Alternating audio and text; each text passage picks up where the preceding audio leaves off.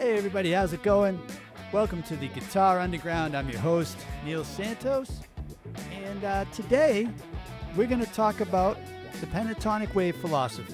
All right, I have created this system that I teach people, and I want to break it down for you today so you can get the benefit of it too, and maybe see your neck in a different way. All right, so I'm going to lay out 5 kind of reasons why the pentatonic scale is the best if you use it correctly. If you don't just use it the lazy way like I used to do. And then I'm going to show you 5 different tips, different approaches that you can take to start using the pentatonics in this way, and have more confidence on the neck, be able to see the scales that you need in the moment. All right, that'll make more sense in a little bit. So why just the pentatonics? Because most guitarists don't struggle because they don't know enough. Sometimes you know too much, right? And none of it connects. You know a scale here, you know your shape here, a lick there.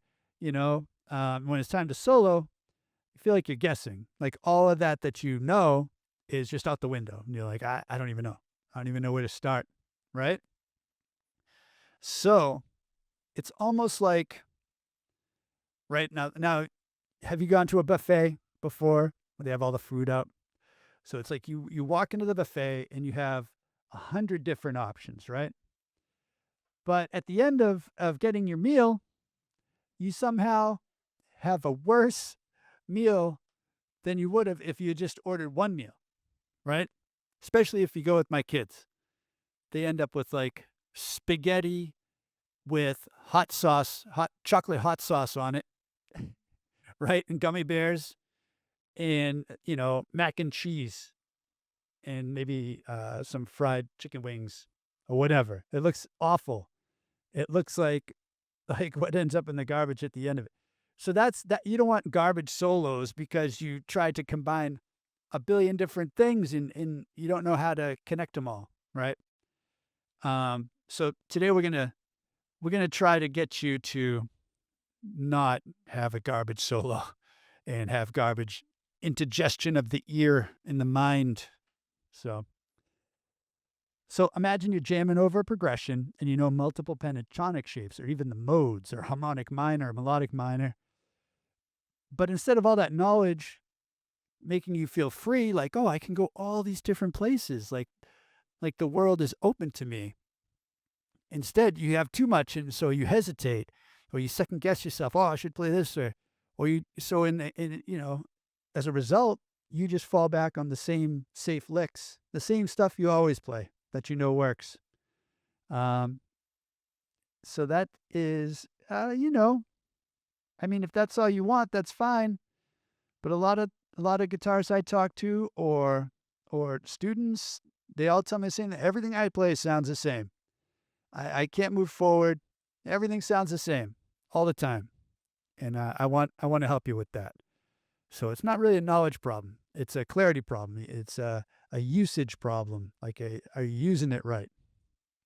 So I'm going to show you today why using less, specifically 1 pentatonic scale per chord, and that's the trick, can actually unlock more freedom, better phrasing, and more confidence when you solo. All right? So cool. So let's get into the different points, like why the pentatonic scale is the awesome, best, most natural method for soloing. All right? That it works with your brain. Point number 1. All right. We just kind of talked about this. Fewer choices equals faster decisions, right? If you limit yourself to 1 scale per chord, you remove decision fatigue. You just say, okay, here's this chord, C major. My scale is C major pentatonic. Boom, done. Now you get those 5 notes to play with until the chord changes to a new chord. Then you re-aim it, the pentatonic, right? So yeah, instead of thinking, should I play, here's a minor chord, should I play Dorian or maybe Locrian? maybe Mixolydian, Aeolian, maybe Phrygian, I want to get some Phrygian or melodic minor, sound jazzy. Don't worry about it. Like if you have a minor chord, just play the minor pentatonic over it, right?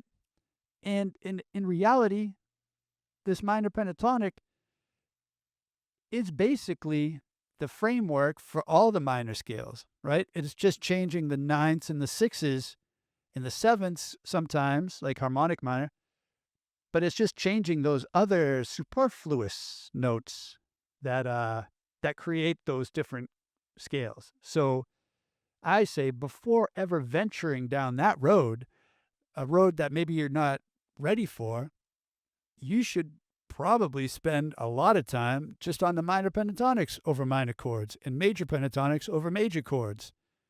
You'll get so much more out of it, as I'll show you later. You'll hear the difference. You're going to be blown away. And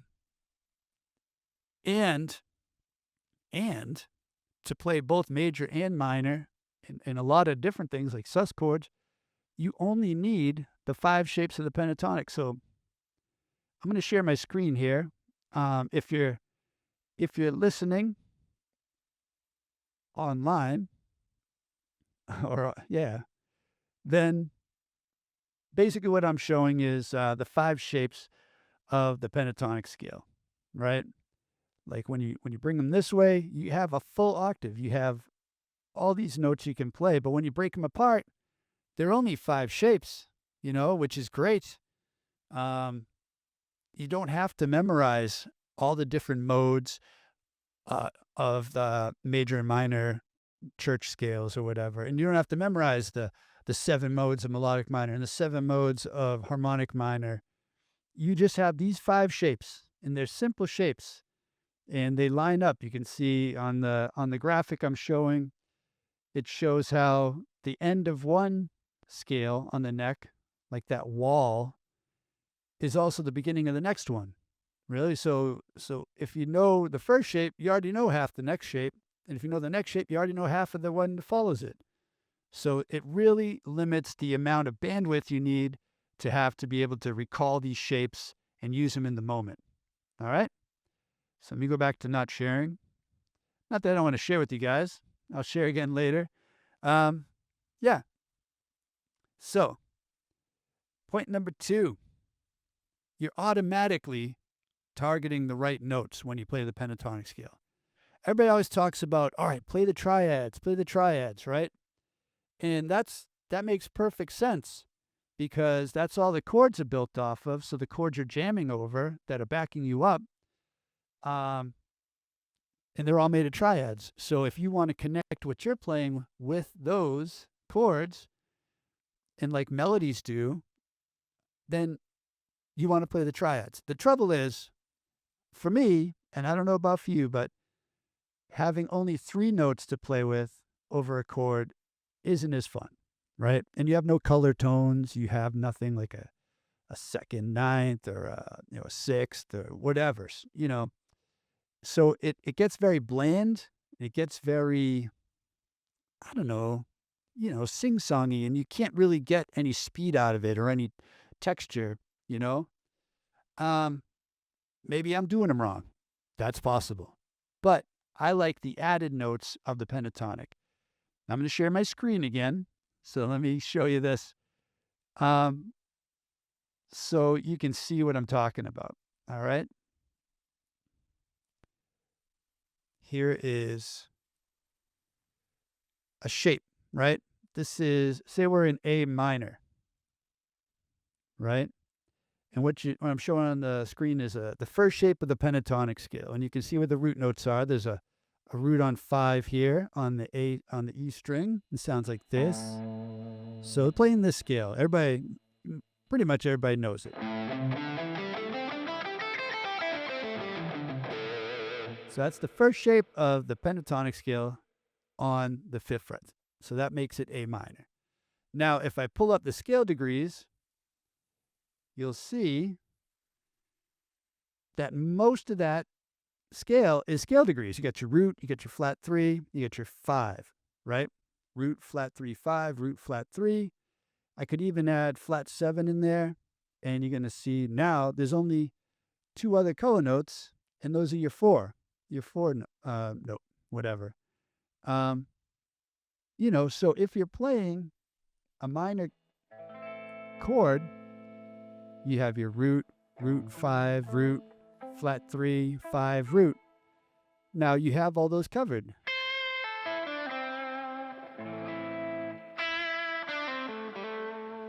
So going 5 to flat 3, you have that 4 in there. So that's not part of the chord, but it creates movement, right? But what you don't have is your 2, because that can clash with the chord. Like say I have a 3 being played in the chord and I play a 2, you get this dissonance, right? So what you end up is you have the tritone, but you also have these color notes that work. Like let's take a look at A major. So I'll switch to A major here. And now what we're looking at is the second shape of the pentatonic. Like if I was to move this down, you see basically we're treating that first shape as the pinky on that first string is the root, right? So if you go back to the 5th fret, we have the major pentatonic scale. And you can see you have the root, the 3rd, the 5th. Root, 3rd, 5th, root. Right here, if you get rid of this note, you can see that that's basically your A major chord. So it's like this.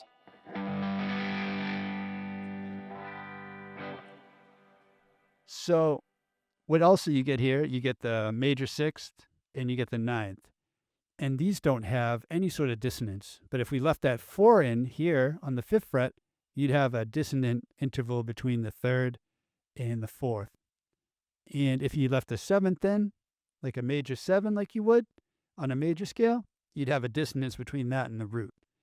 So, and those dissonance might be something that you're looking for, but in this case, it just removes that completely. You can add it back in later, but you have all these 5 notes that are totally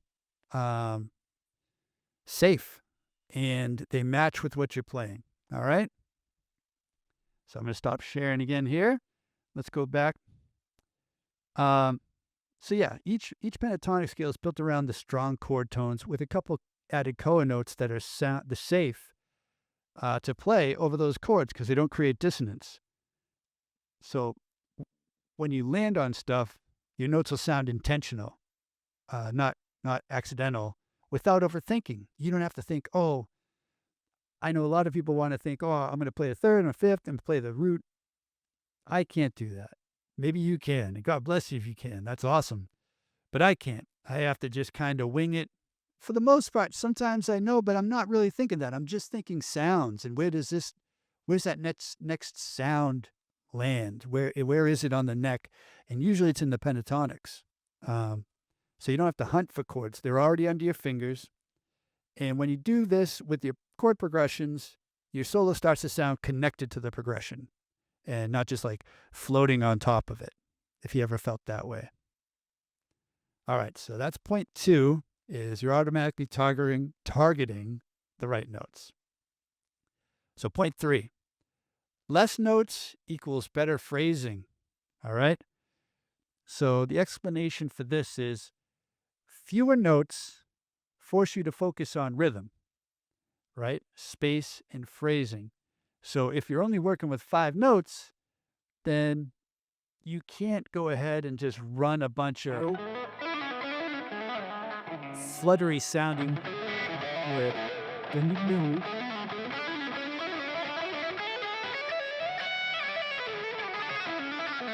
you're apt to do when you're just winging it, just going nuts. Or, if you have the note and you kind of are playing, and like the note you think is going to be the last note, you're going to land on it to end your phrase. It's one of those dissonant notes, and you're like, and then you have to keep going, right? And you have to keep running. And then you try to find another place to land, and maybe it works, but maybe it doesn't. And then you hit another wrong note, you have to keep going. So when you are using less notes, you're better able to aim at what you're shooting for and you're less likely to just play a bunch of blah note vomit, like note salad, where you're just going nuts, blah, all over the place. So we don't want that. Um, so that's another reason. Limitations create creativity. Limitations enable creativity or something. Encourage? Yeah, they encourage creativity. So, point number 4 is the fretboard becomes clearer. Like if you only have to worry about those 5 shapes and figuring out which ones are actually needed at this chord in this moment, it's going to be much easier for you to see what's happening.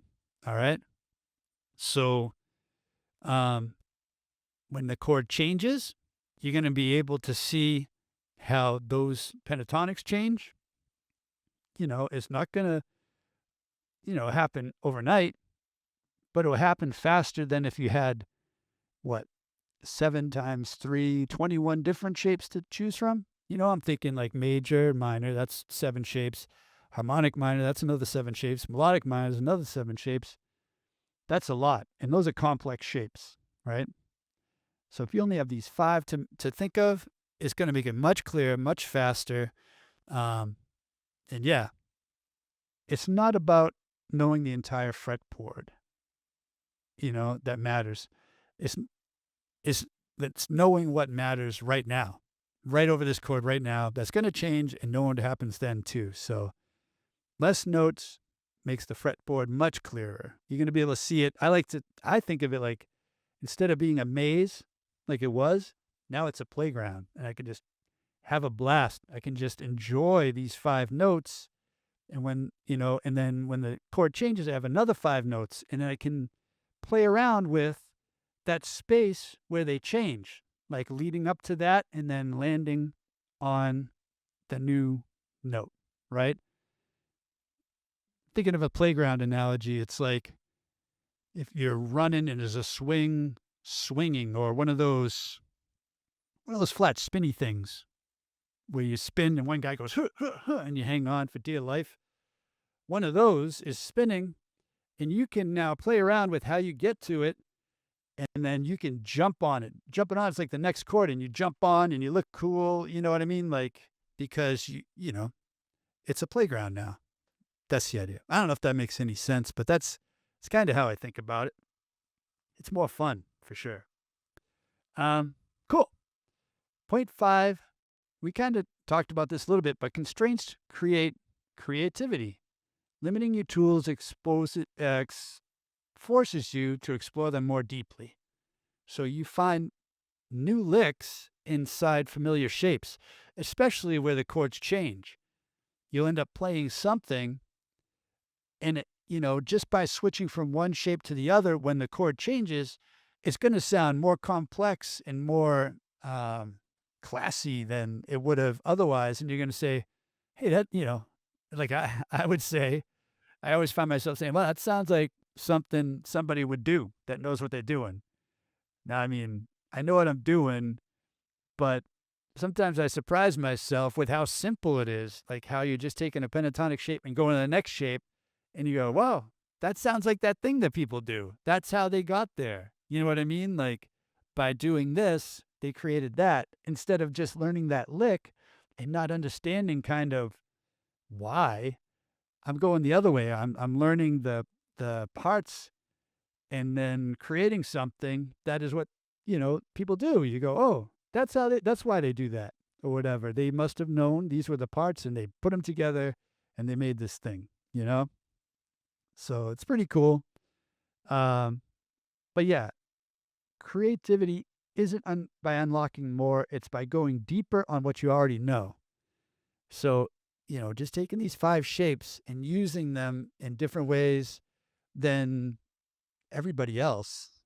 Like, not a lot of people do this, It will change the way you sound in the best way possible. You're going to sound like professional. You're going to have confidence. Excuse me. There we go. Yeah, that's better. Yeah, so those are the 5 points, 5 reasons that I believe that the pentatonic scale is the best choice for you, um, if you have, you know, the goal of being free on the guitar and you're like me and you don't have a billion hours a day. And even like, man, I want to say that like billion hours a day to practice, this is the easiest way. But listen, like I spent 35 years trying to figure it out the other way. So it's not like I didn't have time. I try to use the harmonic minor and melodic minor and try to use all the different modes of it and really be cerebral with it and think about it. But it wasn't until I just said, you know what, forget all that. Like, let me just deep dive into this, like this one scale that people write off as like, oh, it's the blues scale or, oh, it's so easy, whatever. I learned the pentatonic shape. I'm past that. That's how I was too. And like, I said, no, I'm going to deep dive on this thing and really, really get the most out of it. And I'm still getting so much out of it. I can't even tell you. The possibilities are endless. Um, which brings me to my shameless plug. We're halfway through the show. I gotta put on my commercial voice and tell you about the Pentatonic Wave. Was what I built to teach this, right, in the best ways possible. So here we go. Ready? This idea that less is more is really at the core of everything we do inside the Pentatonic Way. It's not about throwing more concepts at you. It's about giving you a simple structure you can come back to every time you pick up the guitar. And honestly, the biggest thing I see help players is just consistency, having a system, a community, and a place to actually apply this stuff week after week. Because this only works if you use it, not just understand it. All right, commercial done. Commercial done. But yeah, actually, on a side note, on May 1st, I'm recording this on the 9th of April, but on May 1st, I'm launching a new course titled the Pentatonic Expedition, where I take you for a 2-hour masterclass in the pentatonics, and we visit 5 concepts that increase in difficulty and interestingness. From here's the 5 shapes, all the way to here are advanced techniques for applying the pentatonic scale over any chord, and that'll blow your mind. We got dominant pentatonics in there. We have this concept of re-aiming the pentatonics for each scale, a whole bunch of licks and stuff. So it's going to be action-packed 2 hours, and you get access to the recording forever and access to ask questions and stuff like that. So, yeah. Okay, cool. May 1st, Pentatonic Expedition. Now, ad commercial done. All right. I know nobody wants to listen to that stuff, but if you think it's going to be, helpful to you, like I think it will be, then maybe, give it a look. Anyway, all right, let's get on to the practical application segment of the show. So tip 1 scale per chord exercise. All right. So you pick a simple 2 to 3 chord progression and you assign 1 pentatonic scale per chord. All right. And you stay in that scale only while the chord's playing, right? And then when the chord changes, you switch your scale. So let's take a look at how that looks and how that sounds. So I have this backing track here. So we have the chords A. He plays that twice. G and D. All right. So I think a lot of us, when we're first starting with the pentatonic scale, well, when we're first starting out, we probably play A minor pentatonic over this because you're like, oh, it's an A. I know that shape of the pentatonic scale. Right? So let me aim this down so you can see what I'm doing. But that's not going to work, right? Because we saw if I play A minor pentatonic here, I'm not playing the major third at all, right? So you're going to have a dissonance between the flat 3 and the major 3. And that could be a stylistic choice, but you don't want to base your whole solo around that. Yeah, so what you want to do to get a little bit closer is play A major pentatonic over the whole thing. But in that case, when the G changes, changes to G, now you're not playing the third of G. Actually, you're not playing the root of G. You'll be playing like a major third. You're playing the sharp 4 of G. I mean, and that kind of works because in this case, G is Lydian, but no. It's not cool enough for what we do, right? And then you get the D, and that's, you're going to be highlighting other notes and leaving out different notes and stuff like that. So what I suggest, and this is a little thing I built to help visualize what we're talking about here. I'm going to get rid of the scale degrees right now, just to have the root. We turn them all off, and then just turn the roots on, all right? For now. All right, and then we go to G major for this progression, then we go to D major. All right. Now you can see it shows you which scales to use. But don't get too freaked out about that, right? If you know that this here is the major shape, and that's showing what I'm showing if you're listening is A major, you'd be using the second shape of the pentatonic scales starting on the 5th fret. So that would sound like this.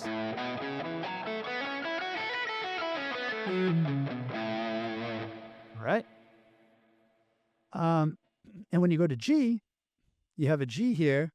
If I move down the neck, you can see there's the second shape of the G of the pentatonic with G. Now we're basing on the third, right? Because that note is G. So you'd play this. Right? And then for D, the last one here, if I move it up the neck, you can see if we put the D, the second shape at the 10th fret, then you have the D, right? So now we have all our chords covered, A major, G major, and D major. But I don't really want to be moving around, right? I want to be able to stay in one position on the neck. So if we go back to the A at the 5th fret, instead of playing the second shape at the 3rd fret here for the G, instead I'll play the 3rd shape at the 5th fret.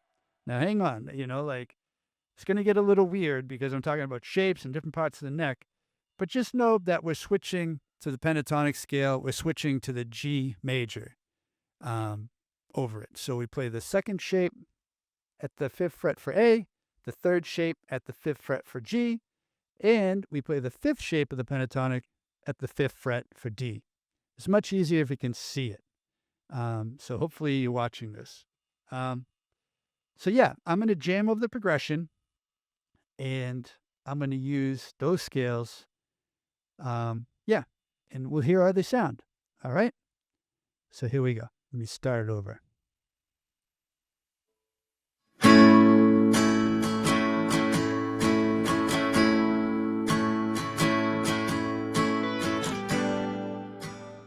Here's the G. I'm putting the wrong part of that.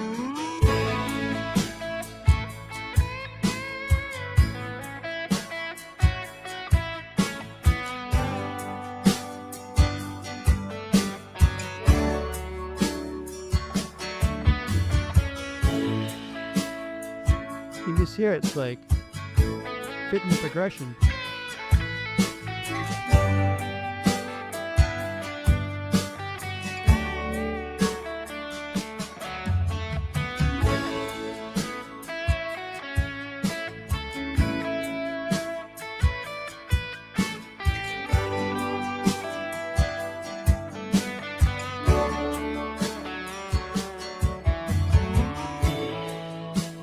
Now, a place I like to play this is if I be A up to the 9th, and I play the 4th shape. You're playing the shirt for G, and I'm playing the 2nd shape. Right? I like this area because it's a good register.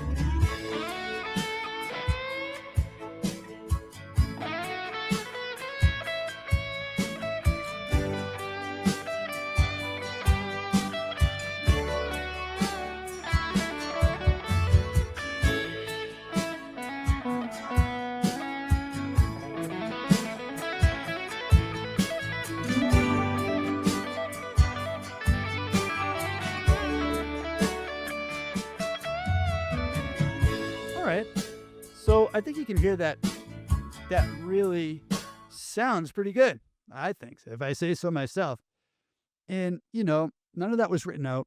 I didn't I made up all that stuff on the fly, just following these shapes like I'm saying, like run around a playground. I know where the notes are, and I know where the notes are going to be for the next chord, so I can just target those and be like, oh, I'll do something where I go up there and then go down. And after a while, your brain just starts to know these phrases and things are available, especially with this is a 1-4-5. How many times you play that? Play through that, enough times with this system, and anytime a 1-4-5 comes up, you're good. You know your route. You know all the possible routes. So cool. That is the first tip, right? And this the biggest tip. Just target one chord, one scale per one chord. All right? So let's see what the next one is.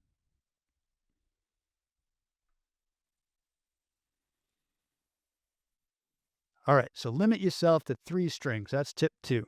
All right? And so you'll still use those same patterns, these same scales, but let's just look at the bottom 3 strings. All right? I'll just jam with those. Or even 2 strings. I'll try to stick to 2, but I can't promise it. All right.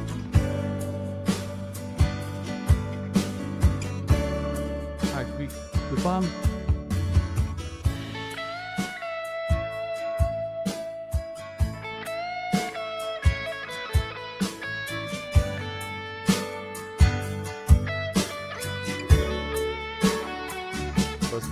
Let's do 3.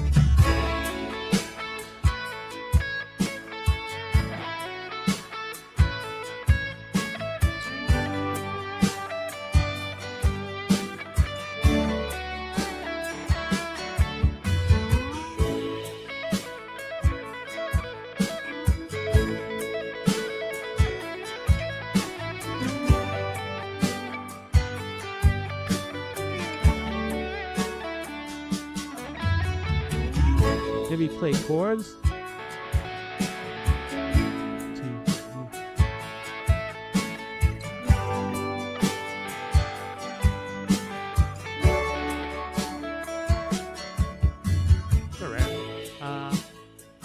So let's try to just solo it off.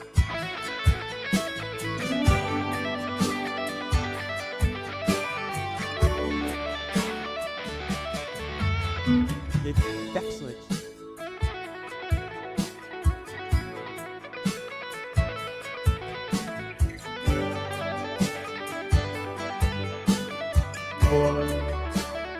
Man, it is hard to just stick on 3. Every time I hesitate there, it's because I'm like, I hear the lick that goes all the way down and all the way up or something. I'm like, no, stop. Don't leave those 3. So sorry about that. But yeah, that's the idea, man. Like, that's just 3 strings, and there's plenty of options. Because if you look at it, you have this shape on the bottom strings. So if you're listening, that's on the B and the E string. Well, let's do the 3 strings, because enough changes there, and you'll see why in a second. So G, B, and E, you got, for the A chord, you got 9, 11, 10, 12, 9, 12. That's the bottom of the 4th shape. And then for the G, you get 9, 12, 10, 12, 10, 12. That's the bottom of the 5th shape. And then for the D, you get 9, 11, 10, 12, 10, 12.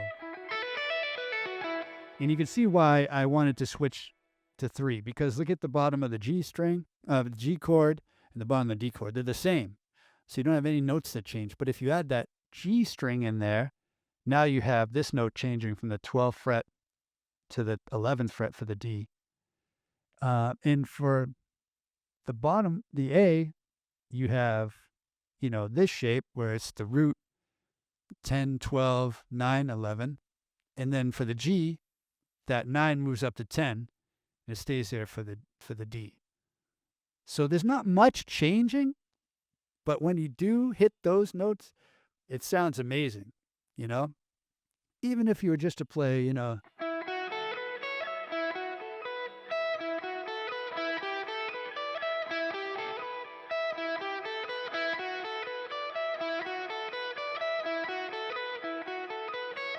you can hear the chords changing like that. You know, it's like classical music where you can hear the chords in the melody line. Like that's what you're looking for, man. That's like the pinnacle of improvisational lines is where you're outlining the chords, right? With style. So style is up to you. You bring your own style to it. So cool. That is tip number 2. All right, let's see. Tip number 3.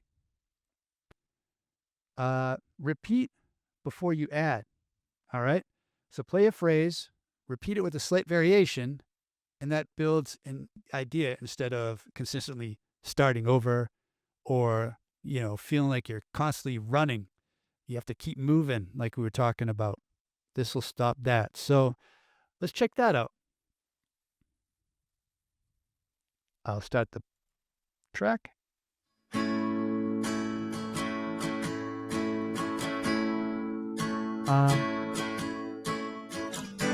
Instead of so I'll try to do one idea for A.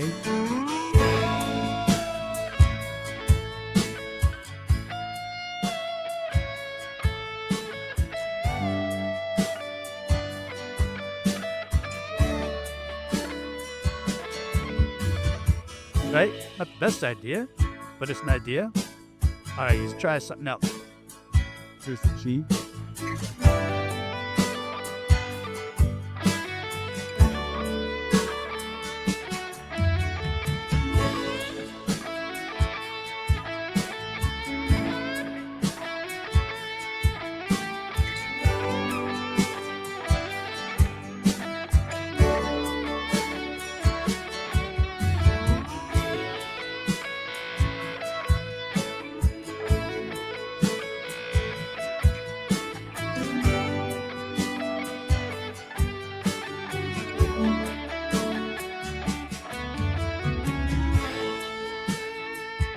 Yeah, you can do, the cool thing is that the 2 first chords are the same. So you can do the exact same direction more or less. And then do it again with the G and the D. Do something different and wrap it up. Then they're all 2 notes per string.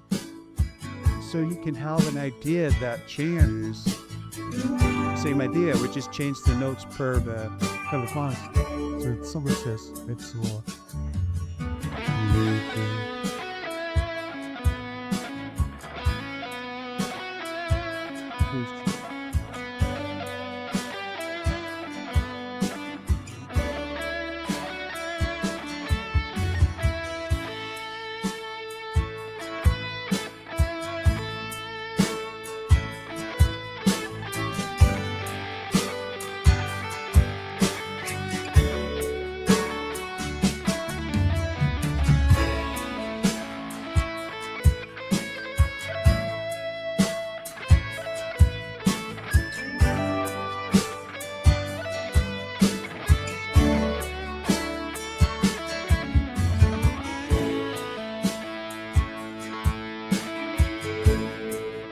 that's the idea.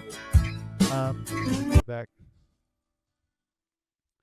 So yeah, that's the idea where you're switching per, or repeating an idea a couple different times, and it makes it much easier because you only have 2 notes per string. On some of those 7-note scales, sometimes you have 3 notes per string and then 2 notes or 3, or you have to move up to get the 3 notes per string. And you have just so many to choose from. So you have an idea and then the scale changes and you have to go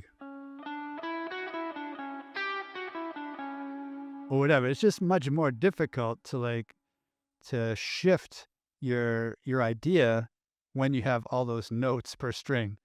I find. Maybe you have no problem with it, and that's cool. I'm jealous of you. Because my brain doesn't work like that, and I wish it did. So tip number 4, land on a note when the chord changes, right? So we look at these like we're talking about. So with A, the note that changes here is this one and the octaves of it, right? So actually 2 notes change between A and G. you have these two notes here, if you look at them, on the 11th fret. In this case, we're using the 4th shape for the A. But you can see that it moves up. Both of those move up to the 12th fret. So A is this. G is this. And you can hear how that makes such a huge difference, you know? And then when you go to the D, yeah, only one note changes. That one. So now you're doing 9, 12, 9, 11. So just with those 4 notes, you can hear the chords change.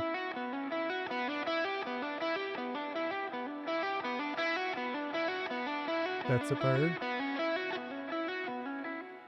Pretty cool. But what you can do is like target those now. So if I'm jamming an A,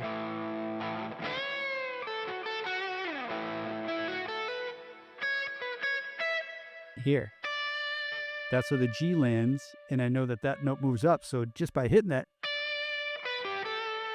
and I know this one's gonna be for D.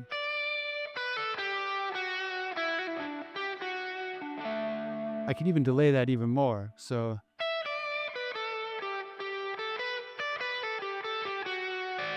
oh, yeah, let me show you with the backing track. It's so much easier.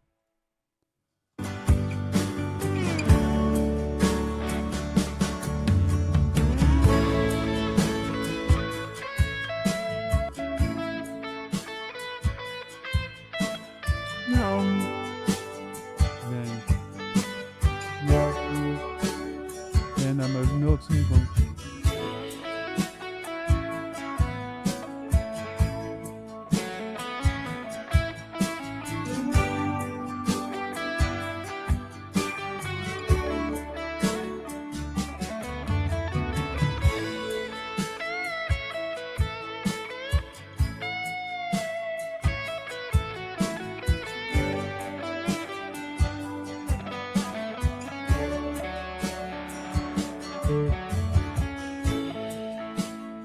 So like right there, I'm going in D. So I go. If you go to the A, that's where the A hits, and that's the 3rd of A. You do that, so then I just outline a triad. You got your A, your 3rd, and your 5th. A lot of times if I'm doing D to A, another cool thing is that sort of thing. So you put it in that, that's your 5th. Go down to the 3rd of A and hit the octave. That's one of those things where, or not the octave, the root. That's one of those things where I go, oh, that sounds like something someone would do, you know?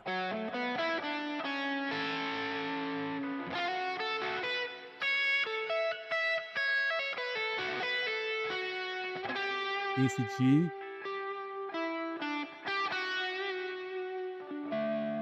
Right, and go back down so that the D,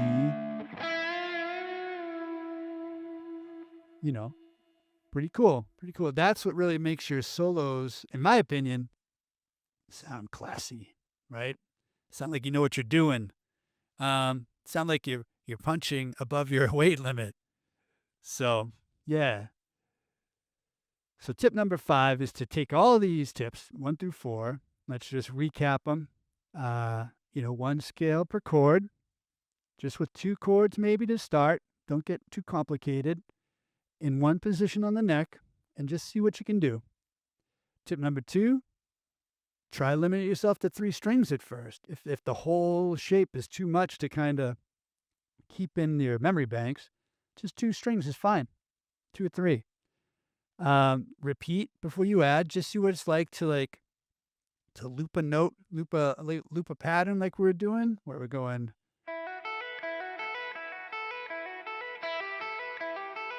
See what that sounds like. If you can hear the chords changing with just that simple pattern. Also, focus on what notes change between the scales. Like when you get to that point where you can focus on that sort of stuff, that's where the magic is. And if you can target those, like that spinning thing in the playground, and jump on with the superhero pose or do something cool, it's going to look amazing and sound amazing in this case. So try that. So take all 4 of those and record yourself, right? Because it's hard to hear what you're doing when you're doing it, in a way, if that makes sense. You'll have a much better chance of being, aware of what sounded good and what didn't, and what worked and what didn't. If you listen back to yourself, you're going to be more critical. You have that critical eye where you can go, oh, this worked, or, and then let me know if it worked. Maybe you're playing, I imagine it's going to sound much more focused and intentional. And then with time, you're going to be able to be more creative and have more fun with it. And this works over any chord progression, right? Mostly with major and minor. But what I mean is, it doesn't have to be diatonic. You can have barred chords. You can have all sorts of weird progressions that you can't actually play with one scale by itself. You'd have to use multiple scales because it changes key and whatnot. Maybe just changes key for one chord. So by following each chord with the pentatonic, you bypass that whole issue, and you're just playing for the moment. You're living in the moment. You're playing in the moment, and that's what it's all about. So record it. Let me know how it goes.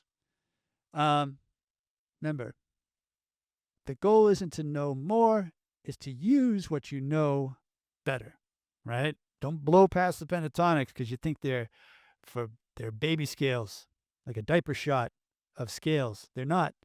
They're the most powerful scale there is, in my opinion, and they get bypassed, and it's to the detriment of many millions of players. I don't know if there's millions, but I imagine there are. Yeah, so if you feel like this helped, feel free to follow and show or share it with another guitarist who's in the same stuck place. Everything sounds the same. They don't know the pentatonics. They're chasing knowledge and not getting anywhere. Let them know. See if this works for you. And if you're interested in learning more, check out Pentatonic Expedition. That's the trek is departing on May 1st. It's a Friday night from 7 to 9. We get together, and I'm going to blow some minds. That's my goal. All right, change some lives. No pressure. But yeah, I hope that you found this helpful and entertaining. And yeah, I will see you next time. I appreciate you watching. I appreciate you. Keep on picking, and be an artistic person. All right? Not autistic, unless you are. Bless you, because you're probably better at music than I am. All right. Take care, everybody. Bye-bye.